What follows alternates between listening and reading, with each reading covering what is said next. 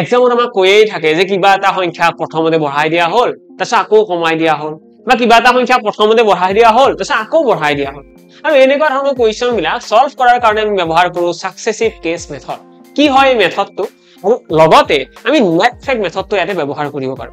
net effect মেথডটো কিছুমান কোৱেশ্চনৰ ক্ষেত্ৰত বহুত বেছি বেনিফিচিয়েল যেনেকৈ এইটো এটা কোৱেশ্চন যত আমাক কি দিছে 18% বস্তু এটা দাম কমাই দিয়া বুলি কৈছে তাৰ পিছত কি কৈছে তাৰপিছত আকৌ 50% কমাই দিছে মানে দুবাৰ কমাইছে যেনেকৈ ডিক্ৰিজিং ফ্যাক্টৰ হয় আমি ইয়াতে ফৰ্মুলা ইউজ কৰিম a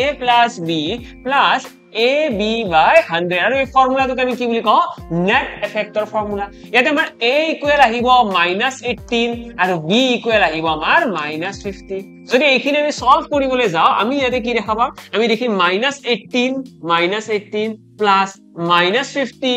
প্লাস আমি কি দেখিম ab by 100 মানে মাইনাস মানে কি হৈ যাব প্লাস হৈ যাব 18 5 গুণ 90 অৰ্থাৎ ইয়াতে আহি গল আমাৰ 900 ডিভাইডেড বাই 100 এটা পজিটিভ হৈ যাব না 0 0 কাট খাই গল দেন আমি সলভ কৰিলে দেখিম 50 যোগ 18 কিমান 68 যেটো নেগেটিভ আছে মাইনাস ইয়াত প্লাস আহিব ইয়াতে 9 আৰু এইখিনি সলভ কৰিলে আমি ইয়াতে পাই যাম 59% আৰু যেটো যেটো নেগেটিভৰ আছে যেটো আমি কি বুজাব নেগেটিভৰ আছে মানে অৰিজিনাল নাম্বাৰটো total reduction আমাৰ হলিছে না total reduction what is the percentage of total reduction in the number তো total reduction হৈছে 59% just এই ফৰ্মুলাটোৰ সহায়ত আমি ডাইৰেক্টলি কোৱেশ্চনটো সলভ কৰিব পাৰিম